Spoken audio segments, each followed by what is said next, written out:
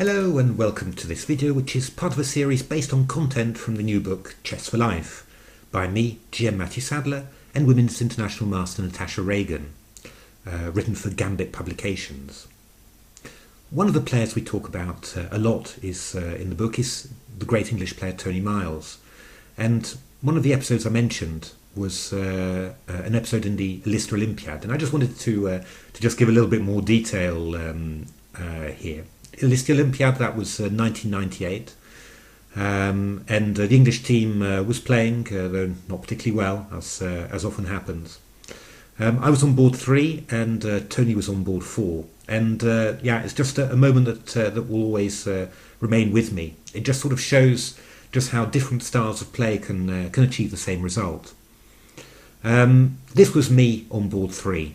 I was black against Zagorskis, a strong grandmaster, and well, as I did in those days, I was young. I went all in with the attack, and actually I played one of the nicest attacks I think I ever played in my career, and it was a very nice feeling for me, because the opening, as you can see, was quite an unusual one. It was one of those c4 b6 English openings that I'd sort of learnt a little bit from watching John Spielman and Tony as well. And well, I managed to place a very nice attack here. I'll just show you the moves in quick succession. Here, black's going for g5 and g4. I sacrificed a piece for 2 pawns, but I've got my towering bishops. So it's a very nice thing. White keeps on trying to exchange black's pieces, get his pieces out of the way, but black just keeps on coming in. And in the end, I came in on the dark squares and finish it off beautifully. I can't tell you how much pleasure it gave me to play this move.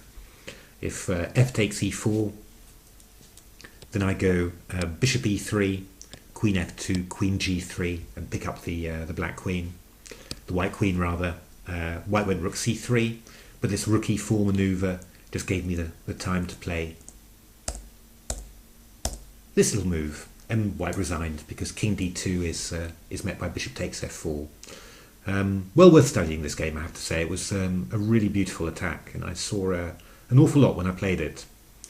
But that was quite so I was obviously very pleased about that. But what really got to me during the whole game was I kept on looking, just left, and you could see on the board next to me Tony doing this.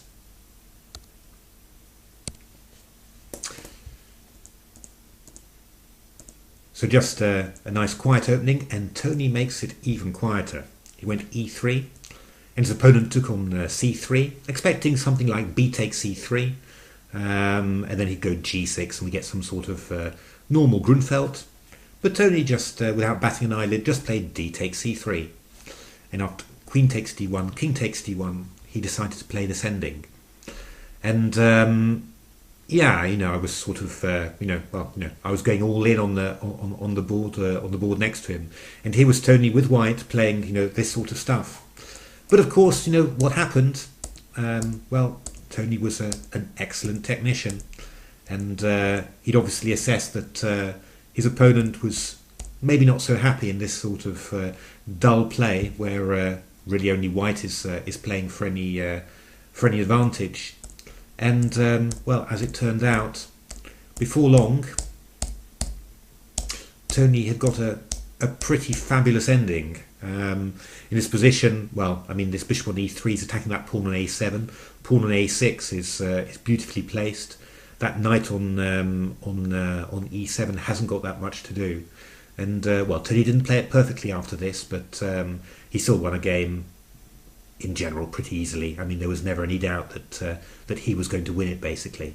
And it's always struck me as as an example of how completely different means can achieve the same result. And of course, Tony did it here without a hint of risk for himself, whereas well, I was sort of always in danger of ending up with fewer rooks than I needed.